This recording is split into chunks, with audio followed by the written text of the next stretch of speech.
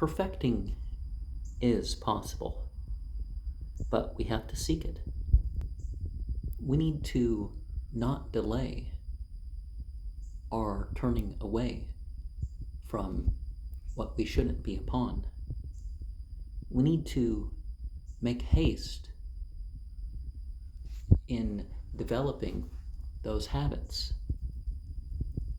of what we should regularly do.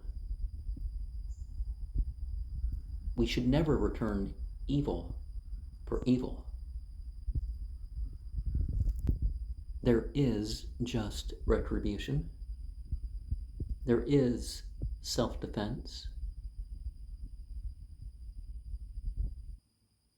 And there's also being kind in addressing a problem.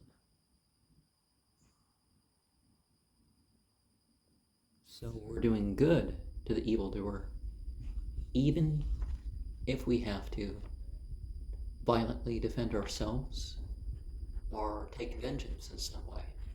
And by that, of course, I'm not saying that people should go break the law. I certainly hold the state accountable when the criminals are not dealt with properly, or if people are found guilty based on public pressure. One of the things that becomes apparent is that when you read what the Quran says about certain types of people and what Prophet Muhammad said in regards to certain people, one knows what the belief and behavior regarding them has to be. And those like them or connected them in a certain way, we should know by analogy that some things are part of the faith. And we don't need to add things to the Shahada that Muhammad taught to affirm that. We don't need to add extra things to the call to prayer. In fact, we shouldn't. Personal duties, the real ones, don't conflict with our religious duties. Sure, people put things on themselves. Now, sometimes people are like, well, it's a good deed and I'm doing all this extra stuff. And no, that's a problem in itself too, is that you can't say like, oh, I've meditated for an hour, so I don't need to pray, or I've given in charity, so I don't need to give my obligatory charity.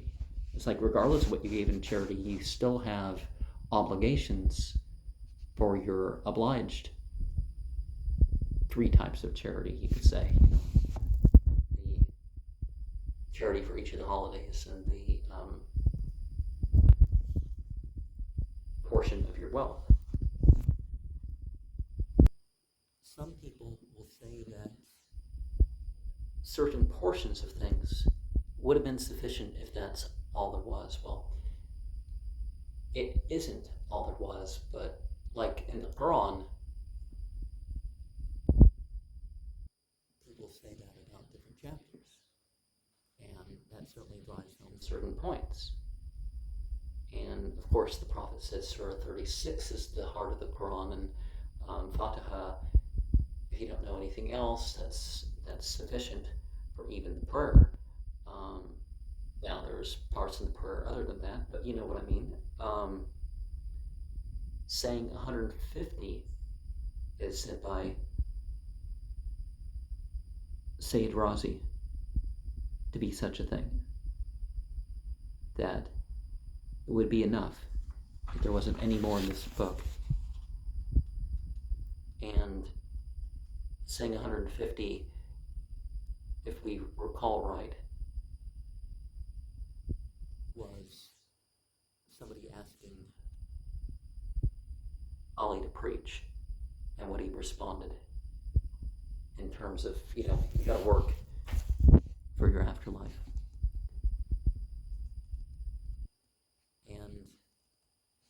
let us wait till we hear what people have to say, what they do, until we judge them.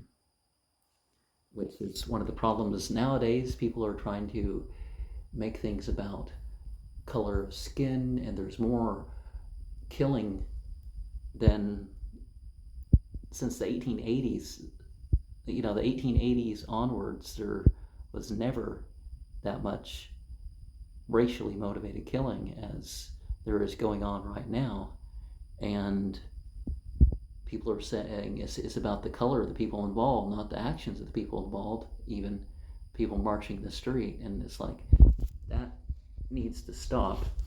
And no one was ever questioning the validity of the phrase that people are using. People don't realize that people use phrases and they don't mean them too. You see people say stuff and it's like, but you just said this. It's like, oh, it's just part of my no. Protests are not violent and destructive, and so we also know people of knowledge are targeted. So we got to be careful in regards to that. And we got to remember that God always answers. We don't hear a voice in our heads or outside of us or whatever. And that, or even if we did, we wouldn't necessarily say that. We wouldn't say that, oh, that must be God. But, that happens. God responds. And you start down the path of repentance, one can definitely reach towards it. Now, there's a few verses I would like to read. Wa kaifa taquluna wa qad afna ba'dukum illa ba'dan wa qadna minkum mithaqan ghaliza. And God's not impatient, but God is waiting for us to make the right decision. God has opened that opportunity for us to make haste in regards to it. And there are two more verses that I wanted to share. وَمَن يَعْمَلْ سُوءًا أَوْ يَظْلِمْ نَفْسَهُ ثُمَّ يَسْتَغْفِرِ اللَّهَ يَجِدِ اللَّهَ غَفُورًا رَحِيمًا. And let us remember the divine qualities that are mentioned in context and those that are implied about that. And regardless of what path we may have gone on, if we realize and do something different about it, then, that's where the different treatment in regards to it is going to be. And وَقَالَ رَبُّكُمْ ادْعُونِي أَسْتَجِبْ لَكُمْ إِنَّ الَّذِينَ يَسْتَكْبِرُونَ عَنْ عِبَادَتِي سَيَدْخُلُونَ جَهَنَّمَ دَاخِرِينَ. And God, of course, is going to respond to the level of turning that we do. Let us change the way we speak. Let us adapt it to the subject, to the context, to the audience.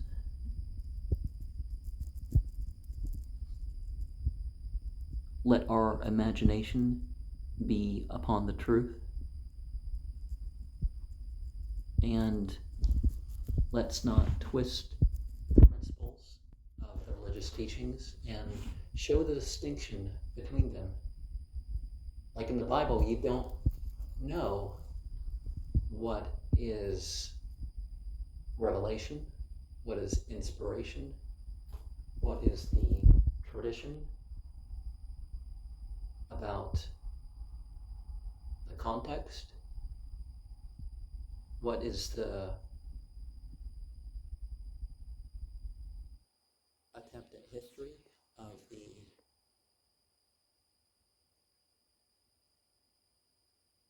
spiritual community outside and after the prophetic figures.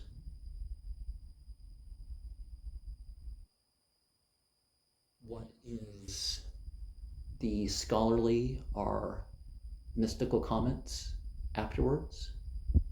What are the changes that have occurred, or what is questionable about the transmission?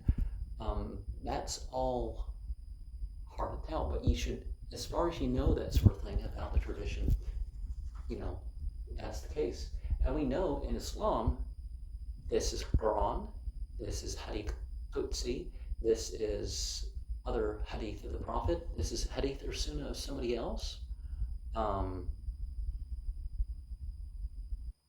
This is scholarly comment or a mystical comment or some anecdote of what appears to be practicing it in a different way, and let us learn from the changing of the seasons. In Islam, in this day and age, who's to say about other ages, but in this day and age, we don't have this thing of seasonal ceremonies. One, the calendar moves throughout the year, 10, 11, 12 days a year. It kind of slips versus the solar calendar.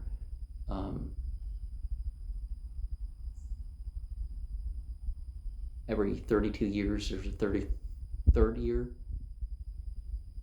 No, that's not right. Because it's more often than that. I forget what it is, but 300, 319. I think that's been said. Okay, that doesn't. But you know what I mean. Now, we also need to take lesson in regards to our bodies, how it responds beyond just this seasonal thing.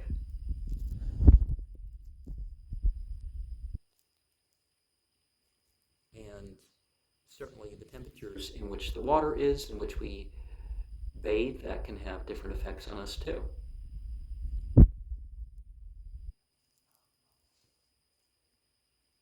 And the fact that non-binary does not exist among animals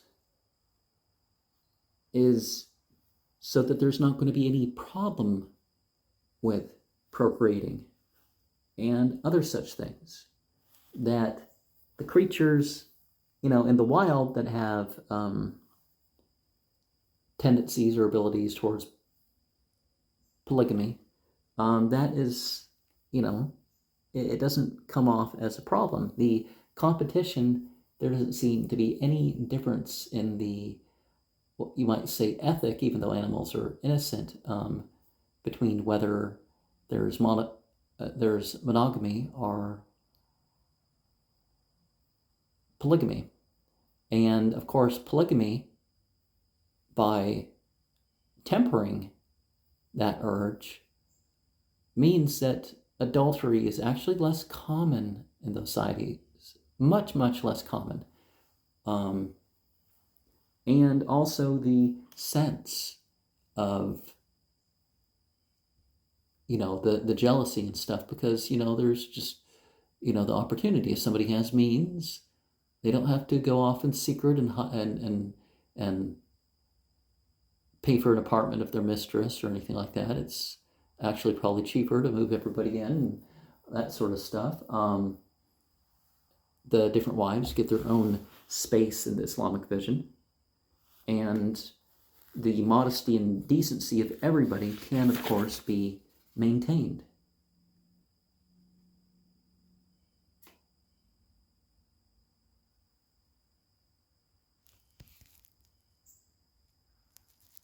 And when we don't make up rules to fill jail cells and stuff like this, actual problems of society can be dealt with in a more reasonable way. Nobody has to have their life ruined because it's something that they can just be whipped and let go, And of course said, hey,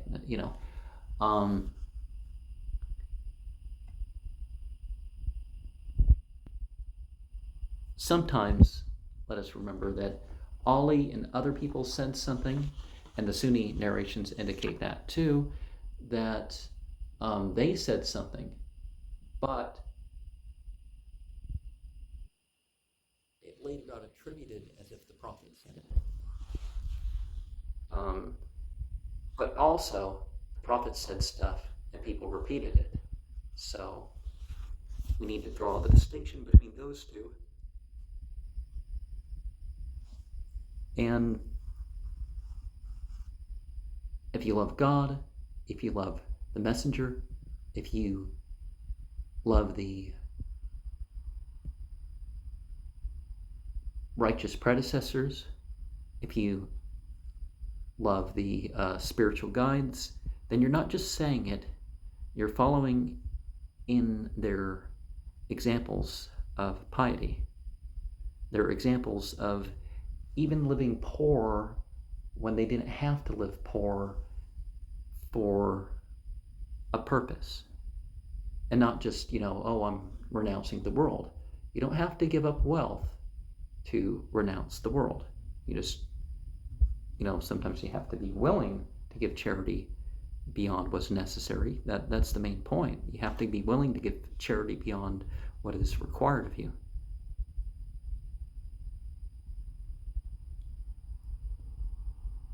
And sometimes there's going to be severe trials, not just, well, what do I want and otherwise. Now, some people, for example,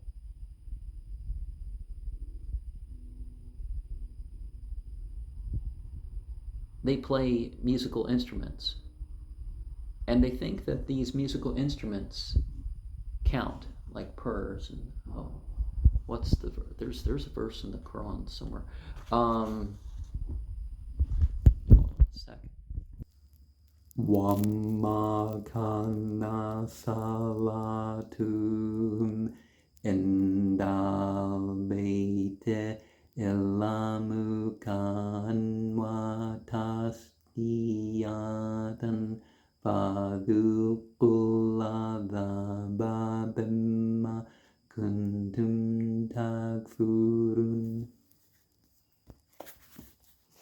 There's people that they may be in the right place, they may whatever, but they think that their percussion and their wind instruments, and by analogy, their other music, is like praying. There's in India music that is based on scripture, or you're supposed to think of scripture or something, as the tradition says, and it's like, no. And honestly, when you tend to hear recordings of readings of even translations, people are playing musical instruments.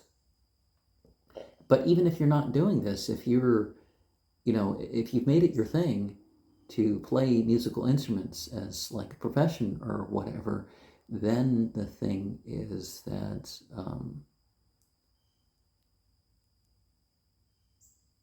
it can stifle your getting what you want from your prayers and stuff.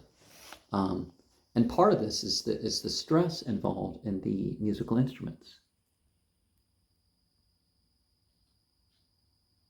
And some people, they fall into the habits, but they're sincerely thinking over them. They're sincerely, they want to change.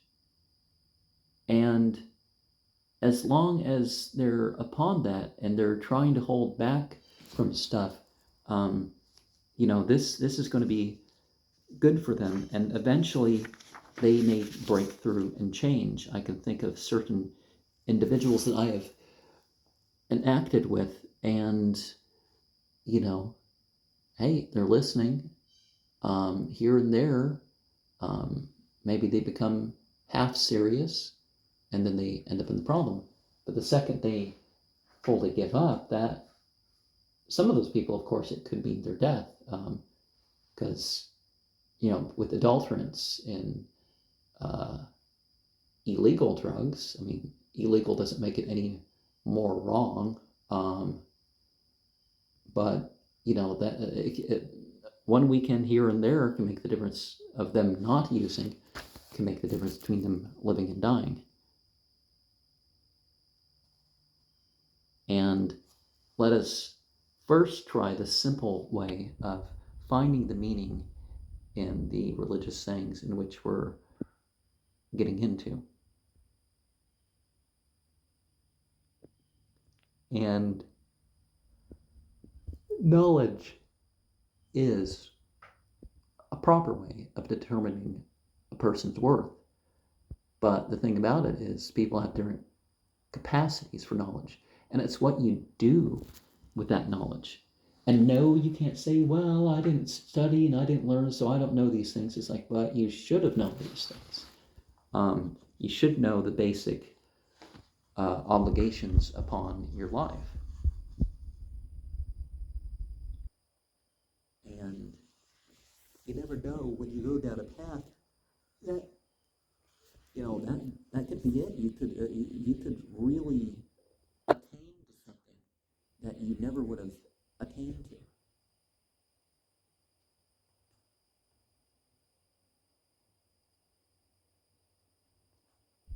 And because you're supposed to do something, acquire something based on your knowledge.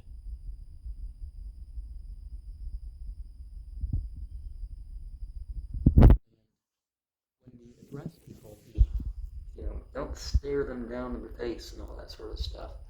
Now there's circumstances with that, but when you're just having a conversation, that's not the thing for one to do. And the Quran, of course, being the chief of remembrance, is full of sayings in which we can do. And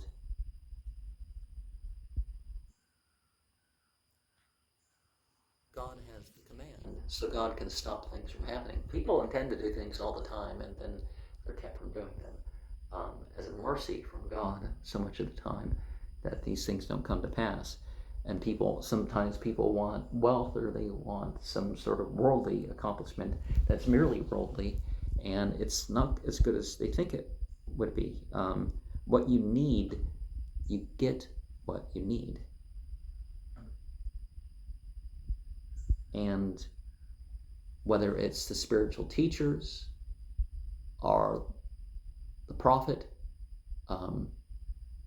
or someone else that's a good doer, it's natural and even good to have this feeling of longing, this feeling of separation, in terms of these individuals being, not present. But God is not limited by space.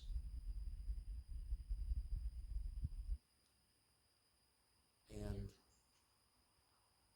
when it comes to what's sacred, let us remember, I don't just mean in terms of God created and everything was, pure and spiritual and stuff from its start, and some of the fire beings and some of the clay beings chose to do otherwise, right?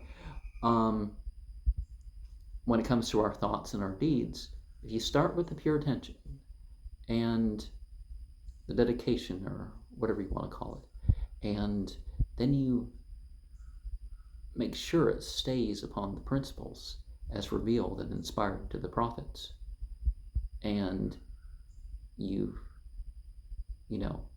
say or think of appropriate things in the middle of it, perhaps, and dedicate afterwards, and this is how you build its sacredness. Or afterwards also, not just because you might have forgot something at some point, afterwards in terms of what could have I not done? What could I have done better? What could I do that I didn't do? You know, the sort of thing that is very, very good to do right before one goes to sleep. And sometimes our doing something or not doing something is because we've let something lapse. We've allowed ourselves to slip into mere entertainment. And then something else might slip in. We've decided to become inactive in some way, and something else slips in. And just like in Vedic thought, Islam teaches us that we have limited breaths, and every breath is a little bit of death. Now, that's not saying you just slow down your breathing and then you'll live longer or something like that. I mean, you might slow down your breathing in certain circumstances. There's narrations that indicate that's how you're supposed to pray, and that you're supposed to be careful with your breath and all that other stuff, and it really changes the experience of the prayer. And it makes the difference between, if people are like, and, you know, I saw somebody prostrating like that. Well, I mean, I've seen people prostrate like that, and I've noticed what was going on, and it's like, you're not doing it in an Islamic way, so that's why you don't feel better with it. Your blood pressure should lower or regulate through that, and you should be relaxing, not tensing up. There's something wrong, and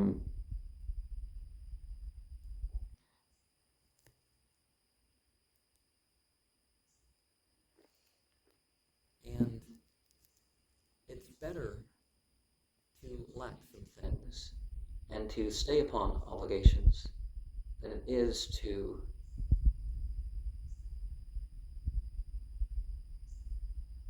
make requests to people that don't have much. Like, if somebody's disabled in a way that you're not, and you're requesting them to physically help you out,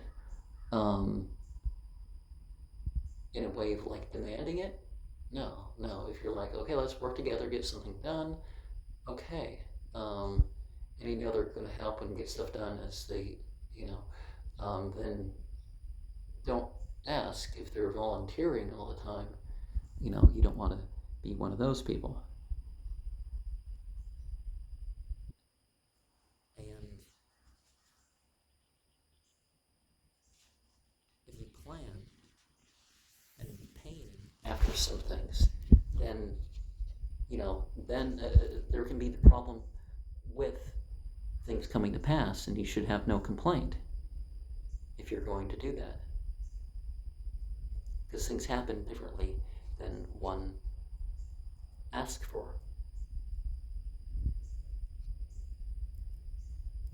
And people have this view of history that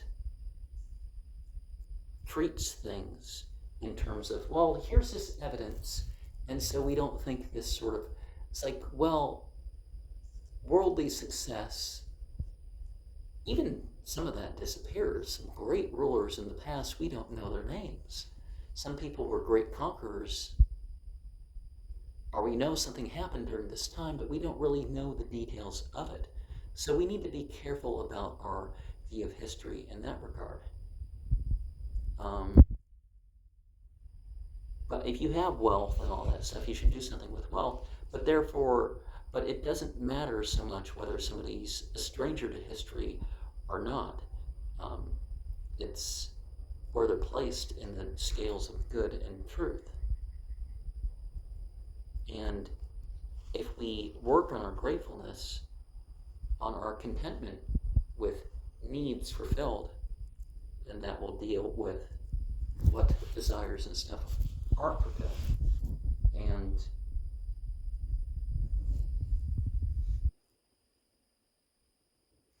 it's natural for us to love various things, and our love for things can go wild.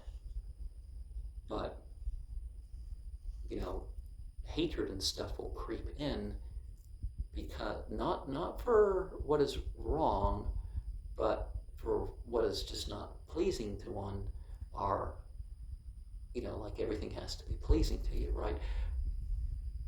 That will creep in. And it's not to humiliate people. Like, I saw this meme and I shared this meme with somebody. It's like, I wouldn't do this, but this is the sort of thing going on around right now. And yes, it's the anti-scientific, go along with whatever the media tells you, the evidence. It's like, well, if you hear reports of this and there's evidence towards this, you got to ignore it. If some government official says, oh, we're not even looking into that, or if there's nothing to look into or something like that. It's like, that's not how it works. That's what I mean by mundane when I use the term mundane, is that I'm referring to being that conservative. Conservative and liberal is not a political party. It's not a list of values or something. It's your approach to things. And the liberal lets go of things for their own so-called self-interest, whether it's a popular opinion or whatever the deal is. You don't have to be PC. That socially inappropriate level of God does creep in as something that occurs and is necessary when it needs to be necessary. And the conservative takes other people's opinions and then, follows their errors and their own. And the material consequences of our deeds, a lot of that can remain, but we can remove the blot on our real station, our real state. Now, guilt and shame and fear in regards to those worldly consequences, those can creep back in.